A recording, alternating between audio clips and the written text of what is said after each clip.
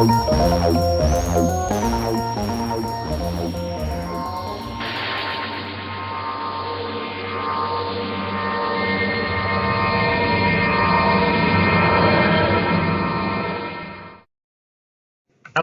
and welcome to Doctor Who 50 years ago, the show that looks back to the episode that aired in 1970 and looks at the differences between then and now. This week, episode 4 of Inferno, which is essentially a 25-minute countdown to doom. I am Ben. I'm Luke. And I'm Nick. And here we are, and here we go into the news from 1970. On Monday the 25th of May, a Warwickshire reverend considers that the putting in place of state-induced birth control would avoid starvation in the year 2000 and allow geniuses to be born to match those of the United States and Russia. And as far as he is concerned, his parishioners agree with him. Slightly mad pro-eugenics views here, rearing their head, no doubt because it does the usual thing of terrifying the newspaper-reading people that these views still exist within communities up and down the United Kingdom for whatever reason. His views didn't exactly last anywhere into the internet age, and his obituary, when he died at the age of 95, was actually fairly nice to him. It didn't say that he was a eugenicist or something. It said that he was the longest-serving RAF chaplain. It shows that you do have these flares of eugenicism.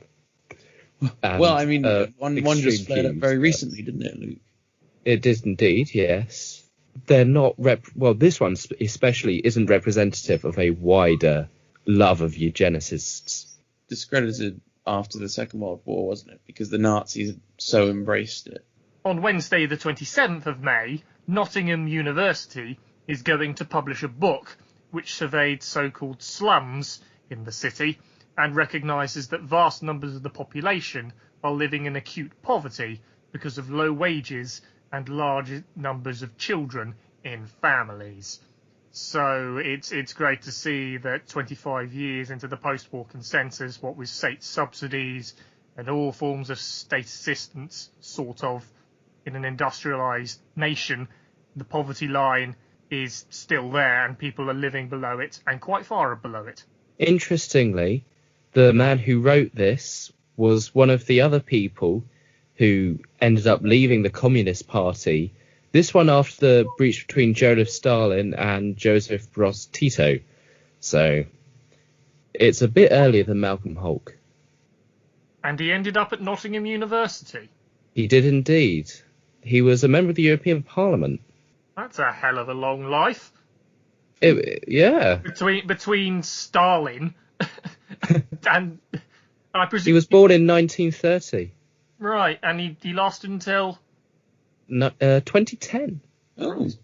But it doesn't appear that those sorts of views were massively influencing the book. It's a fairly small catchment area he's looking at. He says to the Times that he doesn't think Nottingham is an abnormally bad city, and it's a survey which concentrates on 413 households.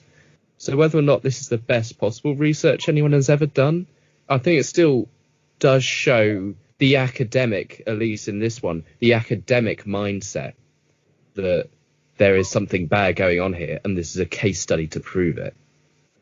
And it makes a headline that can be discussed 50 years onwards. I think he'd be very happy to know that. Yeah, 10 years dead. And looking at a different crisis in socialism. Yes. Yes.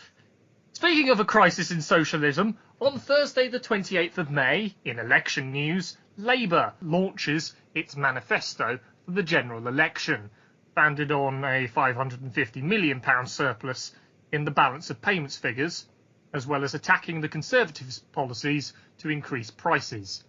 Interestingly, Harold Wilson says that because of the stronger base in the economy that Labour has built up in the past 6 years in government, Britain can stand up to a Wall Street collapse. The manifesto is pro-improvement in science, technology and the growth of knowledge, wants decent housing, a rising standard of provision for the aged, the sick and those unable to provide for themselves, equality for women as well as men, anti-discrimination, and is slightly pro-environmentalist because it has an entire sentence about environmentalism. At the end of this week, Labour are 2 to 3% ahead of the Conservatives in the polls. Yeah. It's interesting that both the Labour manifesto and the Tory manifesto both talk about the price rises, so obviously that was a major thing going on in people's minds at the time. Economy, stupid. Yeah. For want of a better term, yes, they are always going to be concerned about the state of the economy, the state of the household. What specifically price rises? Well, yeah, that was specifically. this was a thing to characterise the decade, pretty much, wasn't it? Economically speaking, was the rapid rate of inflation. Very much so, yeah. We're getting the beginnings of that here, aren't we? Mm. I mean, there was another article in the Times this week that mentioned price rises, and Wilson was getting in trouble about that. Like food prices going up because the government had started to relax some controls on prices, I think so, yeah. So it's interesting that the Labour are saying, the Tories are all like free market, don't let them have a laissez-faire approach, and then it's like Labour are stepping a little bit back from price regulations, which is interesting.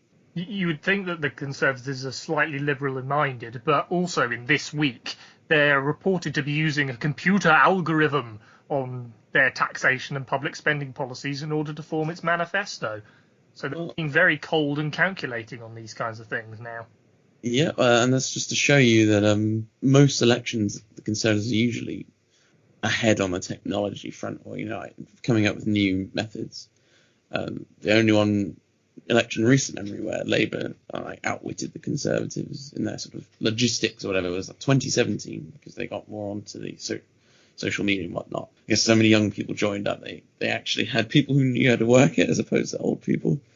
And then in the most recent general election, Conservatives brought in the vote leave people who know how to manipulate data online and micro-target people. So the betting odds are such that it seems to place a 55-45 split, where Labour are 55% probability of winning based on these odds and the way that punters are going. People obviously think that the Conservatives have a pretty good chance of winning, but it's people just thinking Labour has a little bit of an edge, which I guess probably comes from the fact that, the economy had been doing better, all right in the 60s, hadn't it?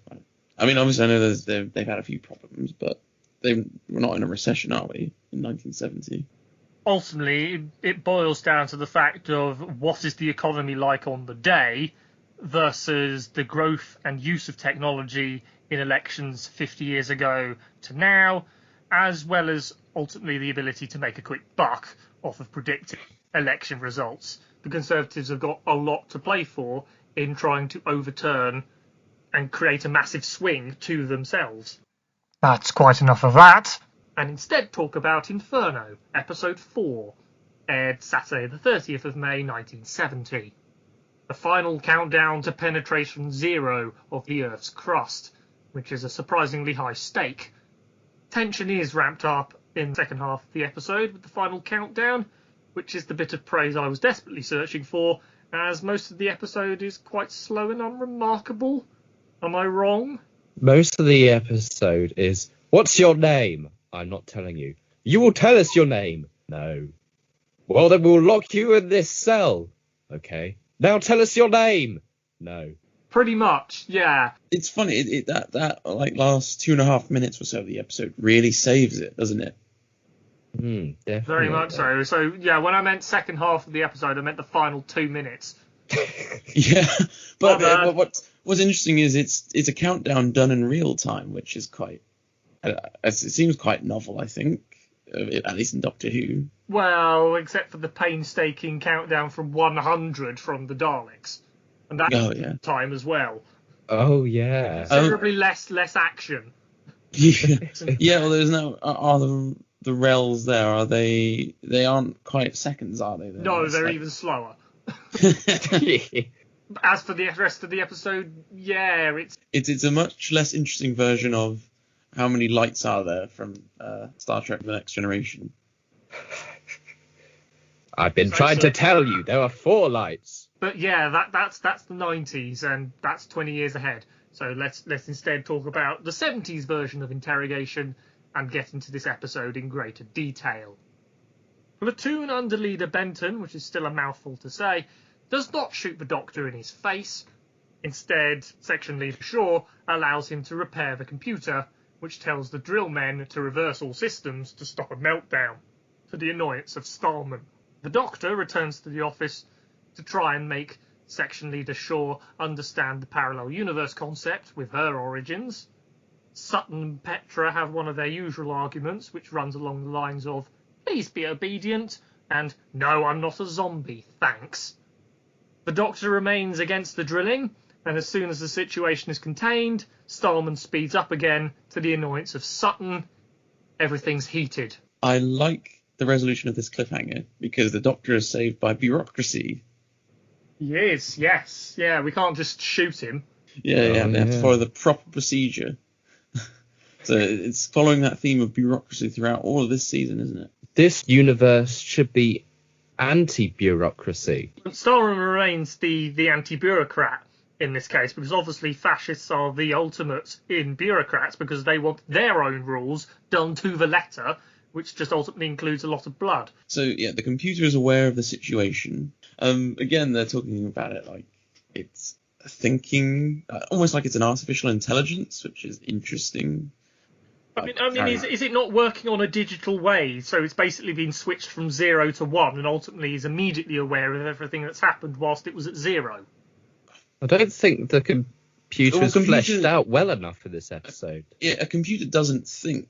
Like, it just does what it's instructed to do. It follows a set of instructions. So it'll have inputs, but it's not aware because it doesn't think.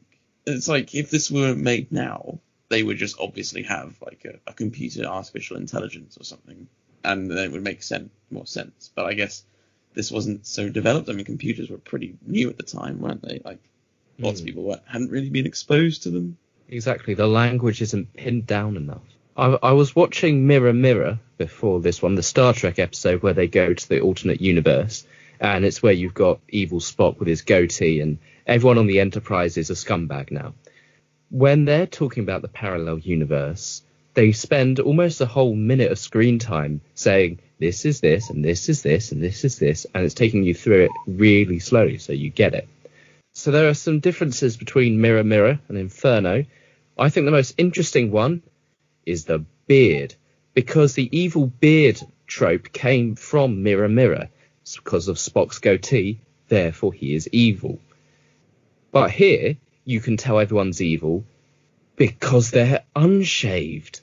And it shows that perhaps that hadn't been properly filtered in or into the consciousness of pop culture, or they were trying to be different, or they just had to make sure that they looked different, which is why Spock was given that originally. So it shows we're still thinking along those inventive lines.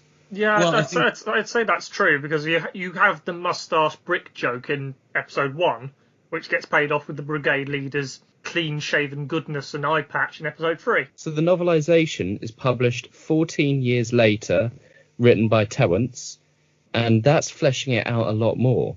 And I wonder, perhaps when you get to the Thatcher era, this sort of story becomes a bit more common.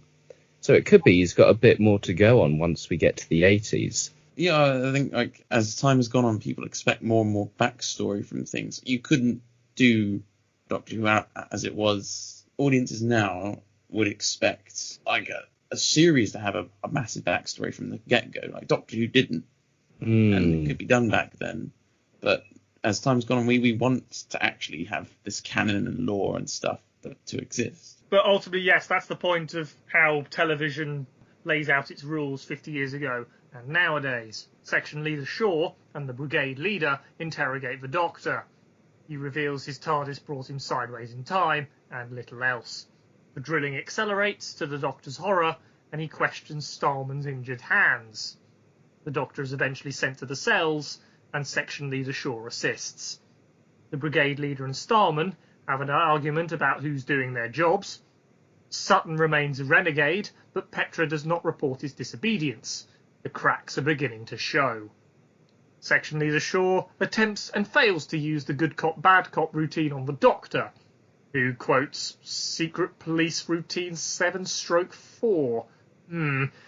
Shaw believes he's a free speech advocate, and another lovely quote of the Doctor, "I am not a political demonstrator." Instead, he has a cellmate who has green, hairy hands. Where they're doing that hard cuts each time they're doing the brigade leader and Liz keep questioning the Doctor. You know, it keeps hard cutting between the two of them. Is that where they've edited it, or is it they had two cameras and they were? That would be a two-camera setup. Yeah, two cameras set up. Yeah. Okay. I was wondering how, because it's still a lot snappier than normal, isn't it? It stood out to me as being something that seems more modern than a lot of the way that the season's been shot. Absolutely, it has much more of a vitality to it. But the bit that got me about the interrogation section was how it was taking place in the security kitchen, because we don't have enough sets, so it's got to take place in the brigade leader's office. And we can't go to an actual interrogation chamber yet because the filming block doesn't allow it. And I think that is a very interesting point about television nowadays. Interrogation and prison scenes tend to be a fairly big bit in the episode. I think a lot too, this is a strange trope in films now, where starting The Dark Knight, where the Joker got himself deliberately captured, then Loki did it in the Avengers, and then everyone started doing it. Happened in Skyfall as well. And it's the bit where the episode cools down, the film cools down a bit, whereas here it's a bit more high-paced, because it's just more talking. And if your whole episode is talking versus lots and lots of action, the interrogation is the talky bit. Whereas when your episode is all talky bits, here it becomes an action scene, doesn't it? The way they've shot it. You need this point in the middle where something happens, because otherwise an awful lot doesn't happen. I assume you'll have him liquidated by the end of the day. I'm thinking that, because I'm pretty sure they have said killed before in Doctor Who, haven't they? In the bad guys, we kill them or whatever. Yeah. So I don't think this is like for the kids. It's actually to highlight the bureaucracy of it again, the bureaucratic nature of these characters. Yeah, put in different officious terms. It's also to show how normalised it is, and how they don't think. It makes it sound more brutal as well, doesn't it?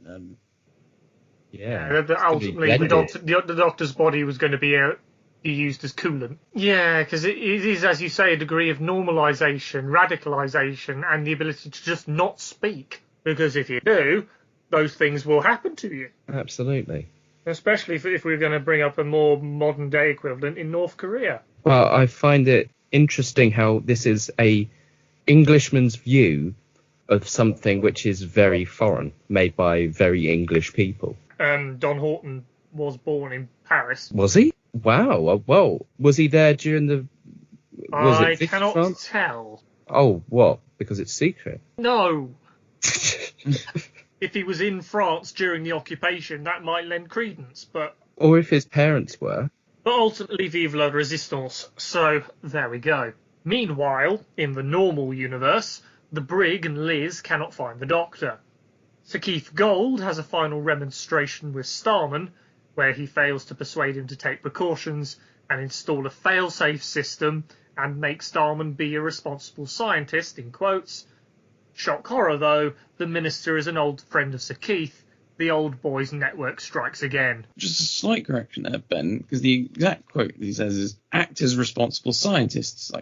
So he's implies that Sir Keith Gold is calling himself a scientist as well. I mean, we don't know what his background is, but perhaps he did have a bit of time in science. Well, again, what that shows is that Sir Keith is just adding to his list of why he's brilliant, and how he knows what he's doing, and how we should trust him, which I think is interesting from a civil servant and backs up my point whenever I made it about how Sir Keith Gold is acting under nasty authority figure, which makes us like him in the context of this season. Yeah, we have the whole old boys network again, and nothing is mentioned. It's just mentioned, and no one bats an eyelid about it, and it's not even. We don't even try to think say that's a good or bad thing. It's just a thing. And it's like nowadays, if you mention it, it would be to kind of like say that's not so good. You might not just outright say that, but it would be implied it's not a great thing, wouldn't it? Yeah, but again here, as Luke was just saying, we are rooting for Sir Keith. So we want the old boys network to go in and stop everything. The ideal civil servant, doesn't he? Because he's not political in any way. So, and that's why he's... Obviously, we've had where bureaucrats have been the bad guys, but that's where they've perhaps had an ambition, if not political, it was like more personal. Whilst Sir Keith is only really interested in doing a good job, delivering results that are good for the country. He hasn't got any personal ambition, does he? No, because his character doesn't stretch that far. The Doctor escapes his mutated cellmate and has a run around the complex, hiding in a jeep and borrowing thermal resistance clothing, which allows him to re-enter the drill site with disaster crew with only 3 minutes on the clock. He gets one chance to stop the drilling, but he's held at gunpoint, firstly by the brigade leader, briefly saved by Sutton, and then back at gunpoint by Starman himself as the countdown reaches 0. That's the sound of this planet screaming out its rage is quite simply the quote of the story, because it tackles any and all environmental concerns, and pretty much any time science attempts to disrupt the balance of nature, nuclear weapons, coal mining, oil drilling, animal conservation, habitation zones, you name it, this quote can handle it. That's interesting, and I wonder if it relates to the computer being aware of itself in some strange way. Well, I mean, it obviously it doesn't have the foresight of if you drill here, the world will end. It really has the foresight of bloody hell, it's hot. Could you stop before we have a meltdown? Well, is this a Buddhist thing, Luke? You know, I don't know anything, but like where inanimate objects can have some sort of awareness of their surroundings. Is like here it's treating the I'm not any authority on Buddhism, but it doesn't sound Buddhist. There's a psychic sense of foreboding amongst the cast, both in this universe and the parallel universe. Is that anything related to Buddhism? I just said I don't know. Well, we can say it's a bit spiritual, isn't it? And I mean, Barry Letts, I guess, was into things that were not normal, spiritually speaking, at the time, obviously being, you know, into Buddhism and stuff, which very few British people were at that point in time. Disaster crew to action stations. Oh, okay. It's like, as you said, that echoes the whole... Everyone has a feeling, apart from Starman, that this is going to be a disaster, don't they? I mean, the fact they even have a disaster crew sounds a bit like, what? If this is meant to be some glorious moment, why do you have disaster crew on standby? I mean, that's probably just normally anything for the drilling. If some unexplained factor, when they hit the pocket of Starman's gas, causes that nuclear meltdown again, you know. There are no unexplained factors, Ben. Like Armageddon prevention executives. Ooh, Armageddon resistance specialist executives. It just shows we've moved on a bit in how we respond to emergencies and disasters and whatever. The vocabulary has evolved since then to try and be a bit more sensitive, and isn't it? A film that comes to mind is Hot Fuzz, where they talk about like police force is not actually used anymore as police service. It's not an accident, because that gives an idea of what it might be. It's a collision, you know. So at the very beginning of this paragraph, when the mutated cellmate beats up the soldier, there is an extended bit of beating while we cut to the Doctor's face, and he goes, "Ooh!" And I compare this to the Cybermen in the 10th Planet, who just do a whack and you're down. And here you have an actual beating, a proper beating. And last serial, we had the extended fight gun sequence, and it shows that now we're able to put in a bit more violence. It shows how they're quite happy to use stunt actors now, aren't they? Which I guess they used very sparingly in Doctor Who before this season, didn't they? We've got the differences in violence 50 years ago and now. We got the differences in Armageddon prevention naming 50 years ago and now. And we've got free speech activism 50 years ago and now. Thank you very much for watching. You can find us on Blogspot, which redirects to iTunes. Leave positive comments there, it really helps. You can also find us on Facebook and YouTube, where you can like, comment and subscribe. We shall be back next week to burn through episode 5 of Inferno. Until then, I've been Ben. I've been Luke. And I've been Nick. Thank you, and goodbye.